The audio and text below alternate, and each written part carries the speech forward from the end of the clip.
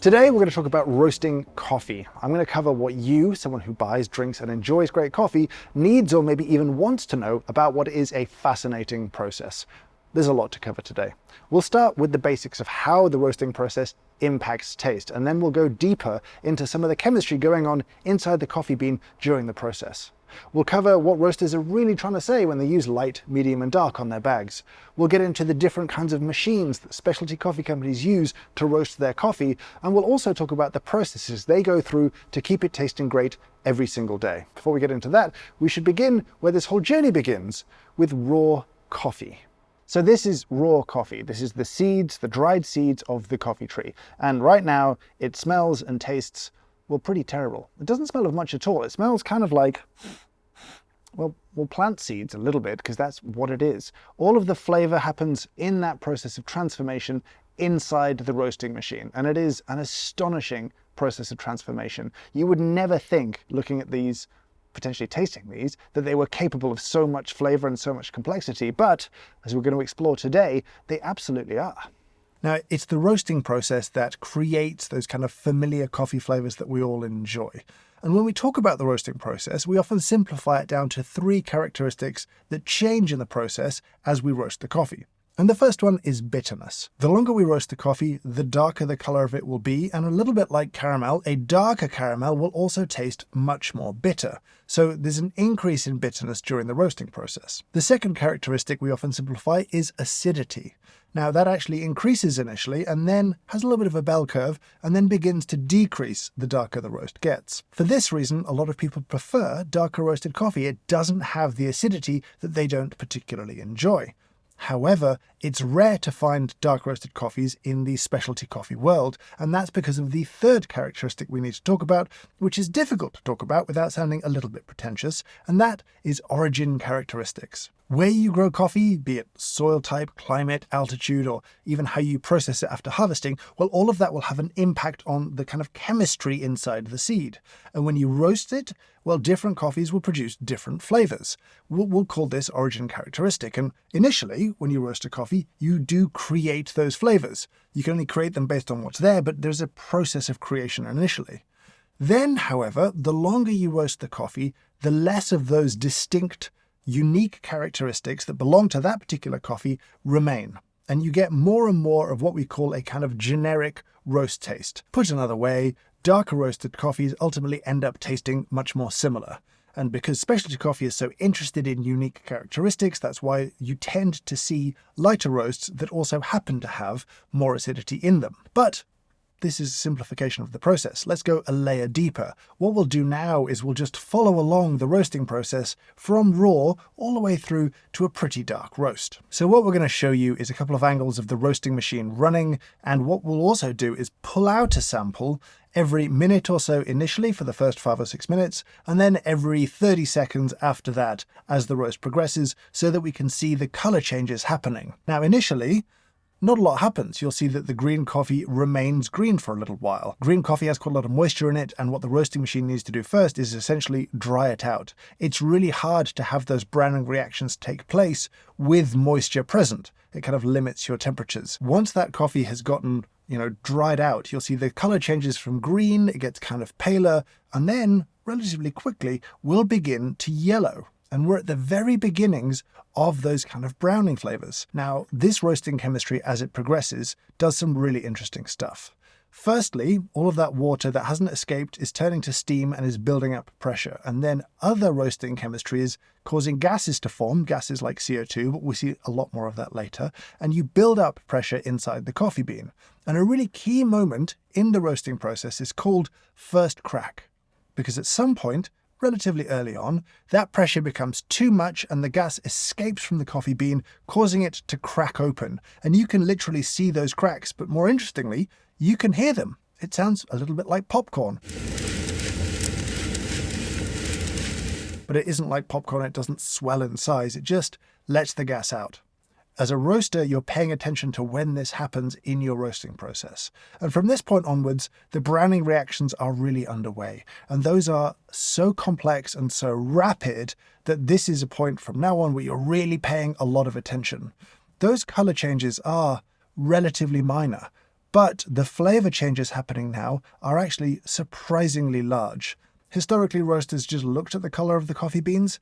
We'll talk about why they don't do that anymore, but ultimately these shifts aren't very visible, but they are big changes in flavor. Big changes in acidity and sweetness and bitterness are happening right now. At this point, you could probably take the coffee out and drink it and enjoy it. Depending on your vision as a roaster on how you like coffee to taste, the coffee may roast a little bit longer. At this point, everything is drinkable and good. So as the roast progresses, those beans will begin to get a little bit darker. They'll also get a little less wrinkly and a little bit more even looking as they get darker. They'll kind of smooth out. But as we continue to progress, well, we get towards dark roasts, and what will happen is there'll be another release of gases later on, and that's called second crack. Here, you'll see that the beans are really pretty smooth, a much darker brown, and the beginnings of oil on the surface of the bean.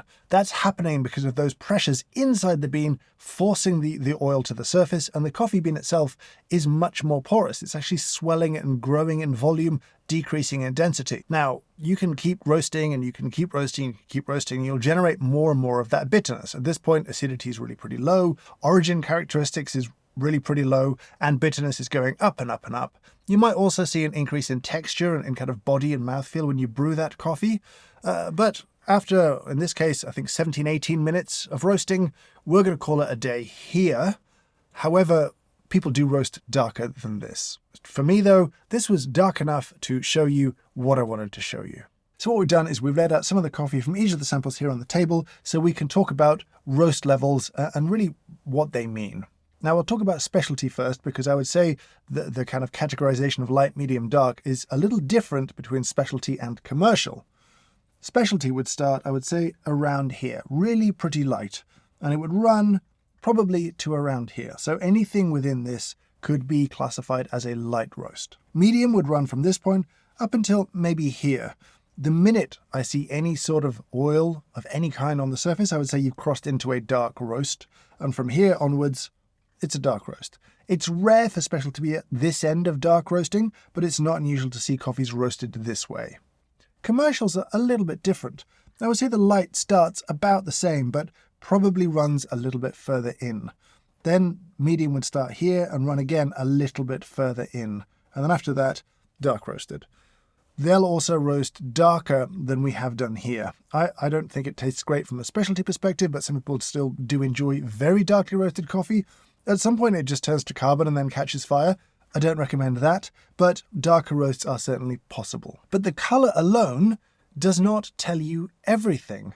To understand that a bit more deeply, we need to talk about what's called a roast profile. Now, if you wanted to roast coffee at home, you could certainly get a sheet tray and pour out some raw coffee on it, pop it in an oven at 200 degrees Celsius, and it will roast in there. It will go brown.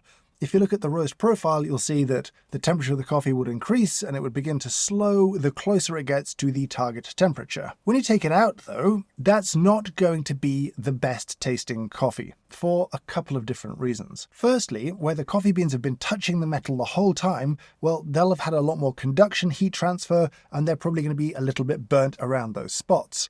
And secondly, you don't necessarily want to have one constant temperature that the coffee is trying to reach. What we've learned through coffee roasting is actually you want to vary the amount of heat coming into the roaster and change it to change the rate at which the coffee is turning brown. So this brings us to what roasters are talking about when they talk about a coffee roast profile. Now, machines themselves can often be very old, they can be sometimes very new. Regardless, they're all using multiple temperature probes positioned around the roaster to collect data and feed it into some sort of computer software. What that's ultimately going to track is the temperature of the bean probe. That's our closest guess to the temperature of the beans themselves during the roast. Now, the journey of the beans, in terms of how quickly they get hot, it will change depending on the coffee and what you want it to taste like. It might be that this phase here in the middle, as it's heating up, if it heats up quicker or if it heats up slower, well, that would change the flavor. And through a period of trial and error, and ultimately then knowledge that's passed around within the industry, you learn to create a roast profile for a particular coffee, usually on a particular machine. So it's not something you can take from one person's roaster and apply to another person's roaster, which is kind of confusing. Now here on the screen you can see a few things going on and quite a lot of data, and for most people it's kind of overwhelming, but ultimately this probe here is the bean temperature probe, and you can see the journey that it goes through, and you'll see that generally it's heating up pretty quickly. Here it slows and continues to slow, and towards the end slows even more. That's not absolutely universal, but it is extremely common. And during the roast, roasters are making small changes to the amount of heat coming out of the burner, or in some cases the amount of air flowing through the drum, to change how much heat is being transferred to the coffee itself. And that's how you create a roast profile. Roasters aren't aiming for one perfect profile, but they are aiming for consistency in their roasts. And I want to talk just briefly about how they approach that. Now, the first most obvious thing to do is to taste the coffee that you roast. And most roasters will be tasting everything that they roast. But there is a problem. Modern expectations say that the consumer wants their coffee roasted, bagged, and shipped the same day so that it is as fresh as possible. And this means really functional tasting is difficult to do before the coffee goes out the door. So they're looking for other ways, other checks that the coffee can pass or fail to hit to make sure that what they bag up and ship is tasting the way that they want it to. There's really three ways, and the first way we've kind of touched upon, that's the roast profile. The coffee should have followed the desired lines during the roast in order to pass that at the start. But some roasters will have higher tolerances than others there, and there are still other ways to check if things have gone as planned. Another common thing is what's called roast loss. Now, when you roast coffee, it loses weight. You might start with 10 kilos of coffee, and anywhere from maybe 13 through to 23% of it may be lost during the roasting process. Most of that is water, but the darker you roast coffee, the more stuff breaks down and disappears. It doesn't tell you that much, but if you're expecting 14.5% roast loss and you get 15%, that should be a red flag that things haven't gone as expected. And the third one that again is very common is color testing. This is using some sort of machine that kind of measures brownness, how light, how dark the coffee is. Most roasters will grind a sample after roasting of every single batch and test the color using one of a variety of meters that do this. The most popular one, or the most commonly talked about one, is one called Agtron, and sometimes you'll even see companies publishing the Agtron numbers of their coffees to give you some indication of how light or dark that is. I'm not sure that's very useful. It's really a good solid internal measurement. As we talked about with roast profiling, the color alone doesn't tell you all that much, but it's definitely going to be a problem if that color is too dark or too light. And again, roasters will have some variance, some allowance within that color measurement, a kind of window of tasty. And those are the primary ways in which roasters QC coffee. Now, one thing I want to talk about here is what roasters mean when they talk about a coffee being roasted for filter coffee, or having the word espresso on the label, implying that it's roasted in a way that should be brewed as espresso. Espresso is a difficult brew method. It doesn't use much water, it's very intense, it's very quick, and what roasters typically try and do is roast the coffee in a way that it's easier to extract. That might be they roast it a touch darker in color. It might be that the whole profile takes a little bit longer. They slow the roast down, and there's variations within that, but that's what espresso on the label means. It's typically a more soluble roast than it would be for a filter coffee, because it's easier to properly brew coffee when you brew it as a filter coffee. You've got a lot more time, and you've actually got a lot more water to do the extraction work with. Now, you don't have to brew espresso labeled coffees in an espresso machine. You could brew it in a mocha pot. You could make it in a pour over and probably enjoy it still. But that's what roasters are trying to communicate with that language on the label. Let's talk now about how these roasting machines actually work. So first up, I want to talk about a type of machine called a drum roaster. And it's called that because in the middle of this thing is a big spinning drum. It's like a kind of giant tumble dryer.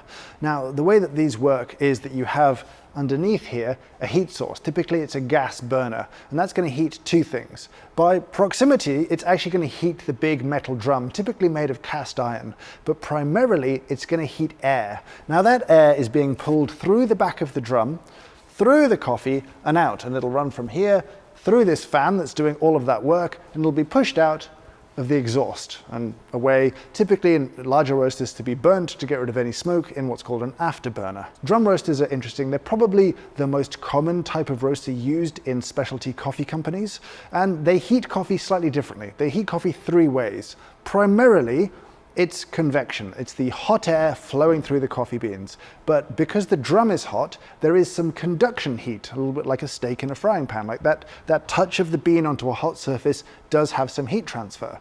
In addition, because that drum is hot, there's also radiant heat kind of emanating from the metal into the coffee, but primarily it's going to be the convection of the air going through it. It does produce a different kind of flavor, conventional wisdom says, to other kinds of roasters, but I don't know how true that really is. There's a lot of different ways to use a drum roaster, and you can get a lot of very different results from it. Now, the roaster operating the machine is going to be paying a lot of attention to the probe data coming from it to decide when to make changes to the gas going to the burners. But at a very specific endpoint, a combination of time, temperature, and color, the coffee very quickly needs to stop roasting and to be cooled down, and pretty much every roaster will use some sort of cooling tray. Now, when the coffee leaves the roasting machine, it's often in excess of 200 degrees Celsius, and I don't know what that is in Fahrenheit, but it's very hot, and we need to make it as close to room temperature as possible, as quickly as possible, to stop the roasting process. Now, most machines will use air to do that. The coffee will tumble into a tray like this one, arms will stir it and mix it as a very large fan pulls air from the room down through it to cool it down very quickly. Now, larger machines or machines with slightly smaller cooling trays sometimes need to use a different process called quenching. Here, a very small amount of water is sprayed onto the coffee beans. That water instantly evaporates because the beans are so hot, and the evaporative cooling really very quickly cools the beans down.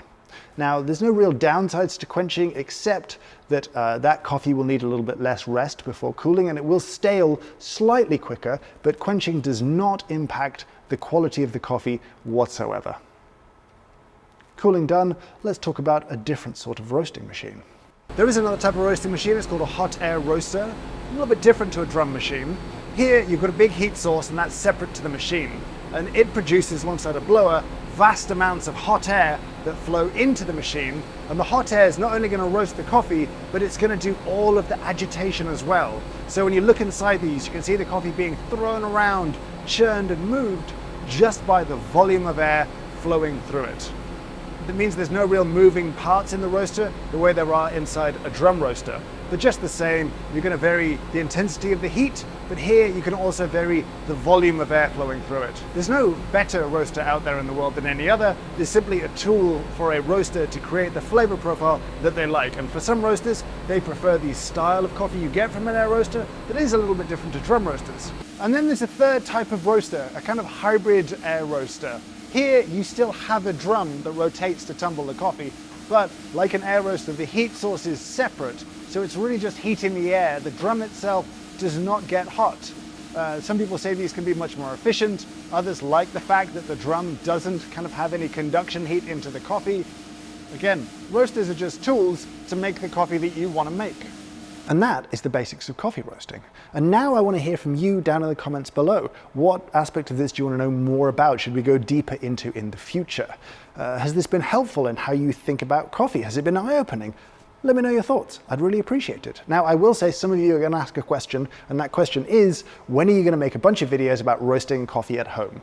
I don't know, but I will tell you that I definitely want to make those videos. They are in the master plan, the big what we will do in the future. I just don't know when. All right, enough caveats from me. I'll say thank you so much for watching, and I hope you have a great day.